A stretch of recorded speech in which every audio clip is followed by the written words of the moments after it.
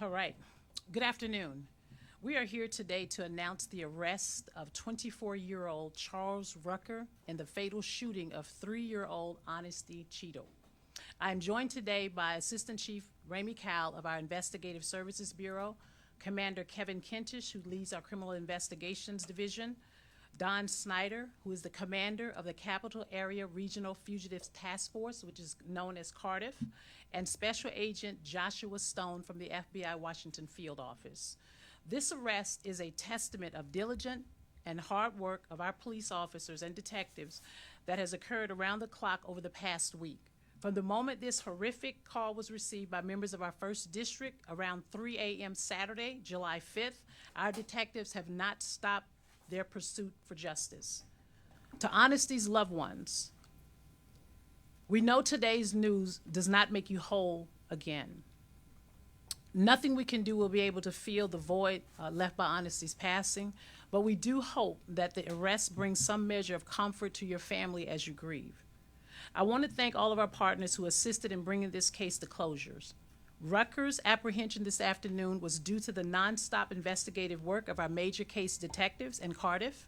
We also want to thank the FBI Washington Field Office and the U.S. Marshal Services for their assistance for bringing from the very beginning. I tell you, the collaboration and the partnerships between the Metropolitan Police Department and our federal partners is one that is a long-lasting relationship, but it certainly proves today how those relationships are very, very important here in our city. And we certainly thank them for assisting us also with raising the amount of the reward for information leading to Rucker's arrest.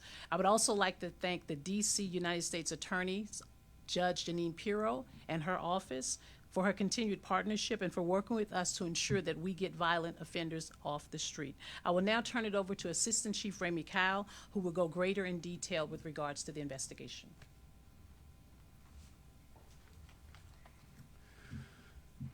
Good afternoon. I'm Ramey Cowell, the Assistant Chief of the Investigative Services Bureau.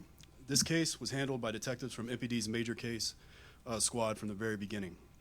The investigation revealed that 3-year-old Honesty Cheeto was shot while seated in the backseat of a vehicle with family members, parked in the 1000 block of 14th Street Southeast. Around 3 a.m. on Saturday, July 5th, Charles Rucker walked down the street and approached that vehicle.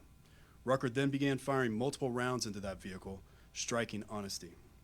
No one else in the vehicle was injured in the shooting. Rucker fled the area on foot. Our officers immediately responded to the location and began rendering aid to Honesty, and DC Fire and EMS responded and transported her to the hospital. Detectives quickly recovered video that was critical to solving this case. That video, along with the assistance of DC Housing Authority police officers with knowledge of this community, helped identify Rucker as the sole suspect in this offense. While we know Rucker committed this shooting on his own, we do not know his motivation at this time.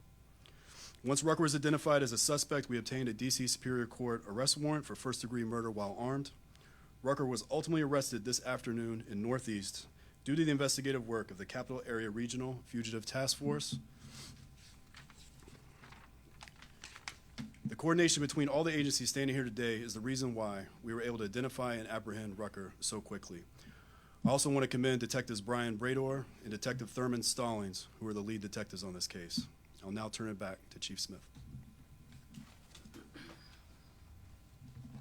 What I'll say just in closing, and then we'll open it up for questioning, but this case is the exact reason why we focus so heavily on the use and possession of illegal firearms in our community.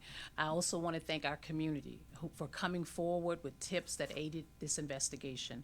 We know how much this case will continue to have an impact across our community, but we want to know that we're standing with you and we're working very diligently every single day to ensure that we bring gun offenders to justice and removing them from our community. And we will also ask that if there's anyone who has any information, additional information that they would like to share with us, please contact us at 202-727-9099 or a text tip at 50411, and you will remain anonymous. We will now take any questions you may have. Thanks. How many people other than Honesty were in the vehicle, and did Rucker have a pre-existing relationship with them? I'll allow Assistant Chief Kyle to provide a response to that. Yes, there were several members of Honesty's family in that car. Nobody was hit. And at this time, we have not established a relationship between Rucker and the family members inside the car.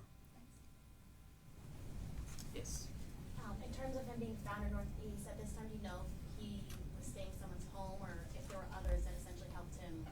That's still a part of the investigation. Just keep in mind, the arrest was made today, and we're certainly happy that we have removed him off of within our community, but that's still a part of the investigation.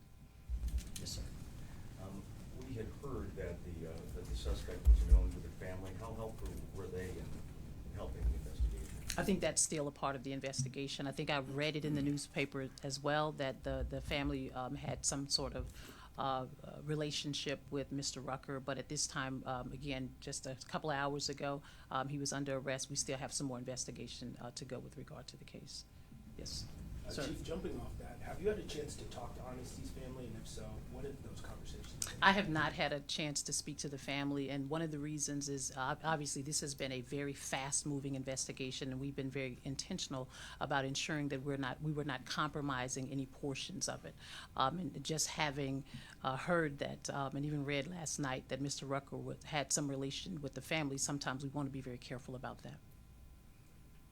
Any other questions? Yeah, sorry I came in late. I'm That's not too okay. sure if you touched on this or anyone asked. I know Rucker in 2021 was arrested on some gun and drug charges in an apartment complex not too far away from where the shooting took place. Do you have any information on that?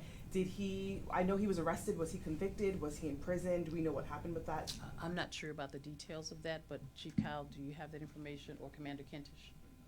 We don't have that information in depth, as we do know he was arrested prior, but we just don't have the full details of that as of right now. Okay, and lastly, I don't know if I missed this. Do we know who the intended target was? I know she was with family in that car. Was Part of the investigation.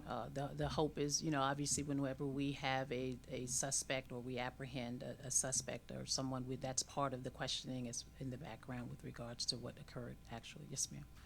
I know you mentioned still working to learn more about the motive and some of the tips and key information that came in.